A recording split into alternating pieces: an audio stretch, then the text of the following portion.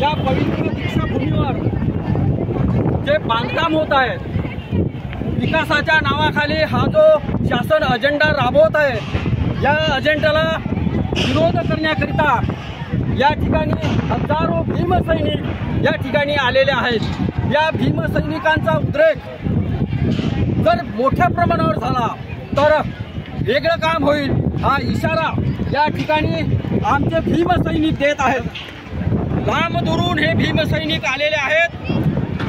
पवित्र दीक्षाभूमी आमचा हा प्राण आहे आणि ह्या प्राणाला जपण्यासाठी आम्ही या ठिकाणी कुर्बान झालो तरी चालतील, पण भीमसैनिक मागे पुढे हटणार नाही।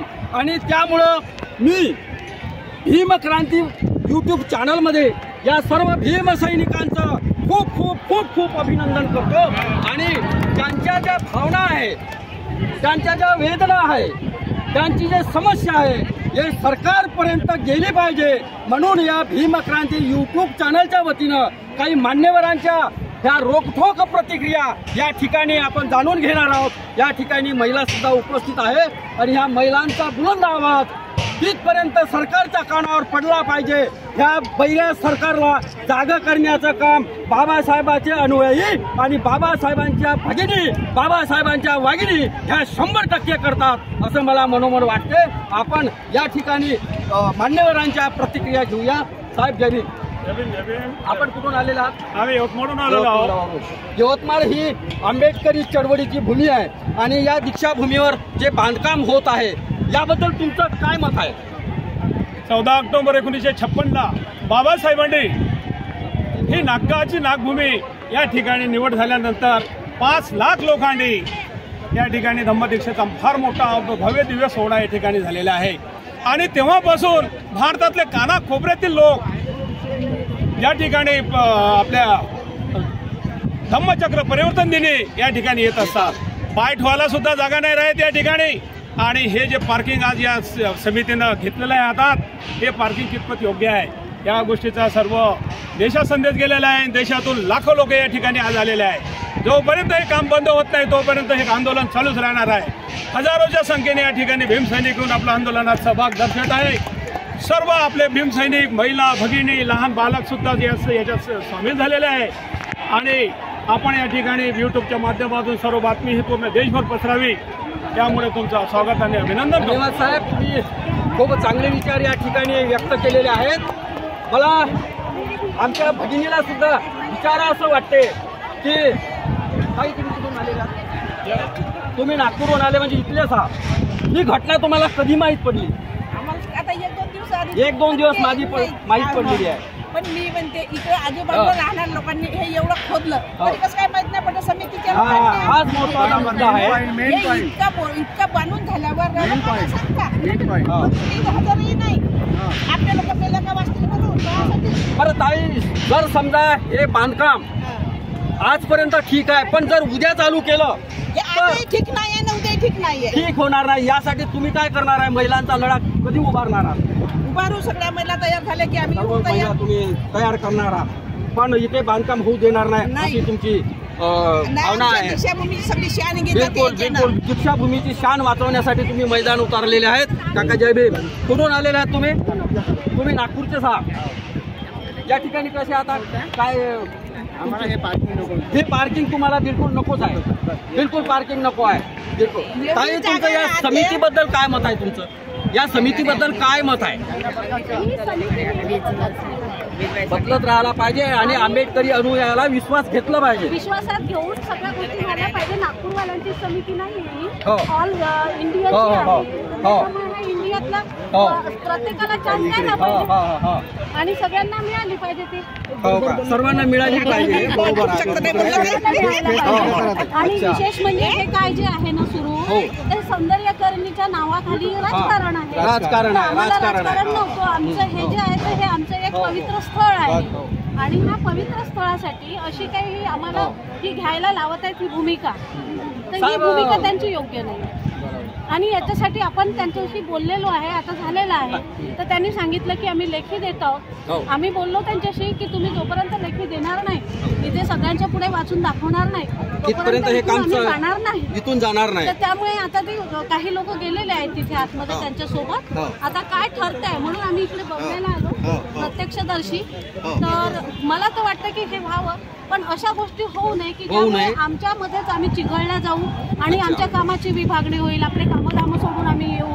हे शांततेचं प्रतीक आहे. अच्छा, म्हणजे इथं शांततेचा भंग झाला नाही पाहिजे, गालबोट नाही लागायला पाहिजे आणि तेच काम आपल्याला ते करायला लागेल. धन्यवाद ताई, तुम्ही चांगली भूमिका या ठिकाणी मांडलेली आहे.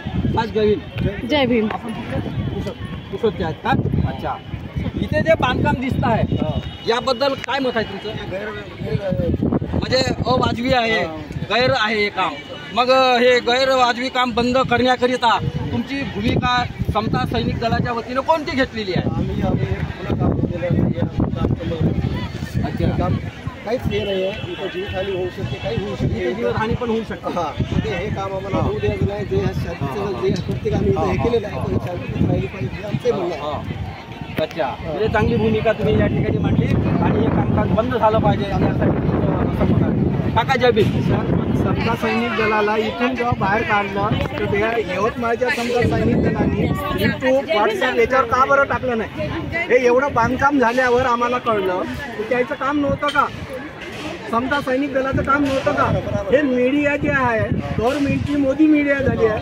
हा मोदी मीडिया म्हणजे सब खपलेली आहे. पण तुमच्यापाशी मोबाईल होते, तुम्ही का बरं टाकलं नाही? म्हणजे आता तुमच्या समता सैनिक दलाला इथून काढला आहे, कोणाला येऊ नाही दिला आहे अंदरून. तुम्ही काय भूमिका उचलली नाही? काका जय भीम. तुम्ही कुठून आले? पुसदवरूनच आलेले आहेत. या ठिकाणी जे बांधकाम दिसत आहे हे अवैध बांधकाम आहे, दीक्षाभूमीला धोका पोहोचवत आहे असं लाखो भीमसैनिकांची भावना आहे. तुम्ही सरकारला तुमच्या अनुभवातून, तुमच्या भीम जागृतीमधून सरकारला या पवित्र दीक्षाभूमीवरून कोणता इशारा करता? भविष्यात समाजाचा उद्रेक झाला, सरकारवादी कायद्याला वाटा, क्रांती होईल, नुकसान होईल. बरोबर आहे, काय होईल? कारण दीक्षाभूमी जगात एकच आहे, जगात एकच आहे. आणि या दीक्षाभूमीचाच परिणाम आज मोदी सारखे माणसं या देशाच्या पदावर आहे. अच्छा, आणि म्हणून या सगळ्या पदाधिकारी लोकांना समजायला पाहिजे ही भूमी कोणती आहे आणि काम कोणतं करायला पाहिजे. तर हे नालंदा विद्यापीठाचं मागे जे नायनाट केला तसाच प्रकार आता हे करून राहिले. हे या समाजावर 100% बिलकुल अन्याय आहे. तुम्ही अन्यायावर कसा प्रतिकार करत आहे महिला शक्ती या मार्फत? इथे जो दिसतो आहे हे अन्याय आहे आणि हा अन्याय रोखण्यासाठी आपली काय भूमिका? आपली एकजूट पाहिजे आणि तुमच्या मताप्रमाणे सर्व भीम सैनिकांनी एका जागी यावं आणि हा कामाचा या ठिकाणी थांबला पाहिजे. बरोबर आहे.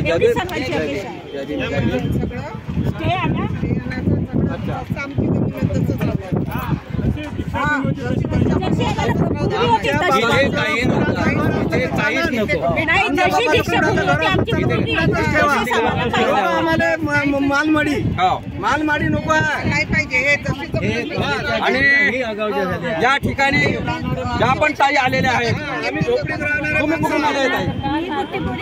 तुम्ही बुट्टीवरून आलेले आहे या ठिकाणी. अच्छा, तर तुम्ही आपल्या ग्रामीण भागामध्ये हा मेसेज पोहोचवलेला आहे आणि ह्या मेसेजमुळं असे लाखो भीम सैनिक या ठिकाणी जमलेले आहेत. बरोबर आहेत. तर या भूमीवरचं काम थांबण्यासाठी तुमची महिलांची काय भूमिका आहे? आम्ही भीमाच्या वाहिनी आहोत ना, आम्ही हे काम इथेच थांबवणार आहोत ना. जेपर्यंत हे काम थांबणार नाही, आम्हाला लेटर लिखी देणार नाही तोपर्यंत आम्ही इथून जाणार नाही आहोत. इथून जाणार नाही. 1956 साली बाबासाहेबांनी दीक्षा दिली, बौद्ध समाजाला हे पवित्र स्थान दिलं. या स्थानामध्ये SC, OBC, ST हे कोणतेही कॅटेगरी येऊन इथं बौद्धाचं कार्य करू शकते. आणि जे समिती आहे, ज्या समितीने हे एवढं मोठं कार्य केलं हे आम्हाला न कळता केलं ना. आज आम्हाला कळलं म्हणून एवढे भीम सैनिक इथे आले आणि इथे आक्रोश करत आहेत। जर तुम्ही गव्हर्नमेंट कडून जर तुम्हाला काही पैसा मिळाला असेल ह्या समितीसाठी तर तुम्हाला सौंदर्यीकरण करायचं आहे तर तुम्ही चांगल्या मार्गाने सौंदर्यीकरण करा की जेणेकरून हे पूर्ण दीक्षाभूमीला बाधा होणार नाही आणि जो पैसा गव्हर्नमेंटचा आहे तो तुम्ही चांगल्या कामामध्ये यूज करा ना। आम्ही इथं बौद्धाचे अनुयायी आहोत, आम्ही चांगल्या पद्धतीनं कार्य करू, आम्ही वादावाद करणार नाही, आम्ही शांतपणे बुद्धाच्या शांततेप्रमाणे आम्ही हे आंदोलन करू, पण या आंदोलनाला गाडबोट लागलं नाही पाहिजे याची सुद्धा शासनाने याची दखल घ्यायला पाहिजे। तुम्ही चांगली भूमिका या ठिकाणी व्यक्त केलेली आहे ताई, जय भीम। या ठिकाणी हा भीमसैनिकांचा जनसागर दिसतोय। हा सागर या ठिकाणी हे अवैध काम बंद पडलं पाहिजे आणि आम्हाला न्याय भेटला पाहिजे।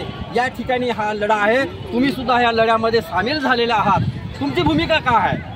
आमची भूमिका आहे समिती कॅन्सल करा। बिलकुल बिलकुल राईट, समिती कॅन्सल करा आणि जे समिती होईल ते चुनावाने झाली पाहिजे, आपल्या लोकांचे वोटिंग झालं पाहिजे। हे श्रद्धेचं स्मारक आहे, आमचे हजारो स्मारक आहेत नाही। एक दीक्षाभूमी एकमेव अशी भूमी आहे की जिथे लाखो देशविदेशातून आणि एक श्रद्धेचं स्थान म्हणून आज जगाच्या नकाशामध्ये दीक्षाभूमीचं नाव पुढे गेलेलं आहे। आणि ही भीमरायांची गर्जना आहे 1956 मध्ये जेव्हा त्यांनी बौद्ध धर्माची दीक्षा दिली त्यावेळेसचा हा लढा आहे आणि आज अशा कितीतरी पिढ्या निघून गेल्या तरी हा लढा तसाच चालू आहे।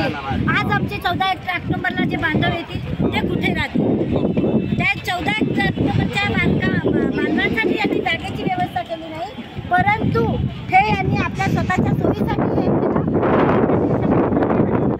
धन्यवाद ताई, तुम्ही चांगली भूमिका या ठिकाणी व्यक्त केलेली आहे।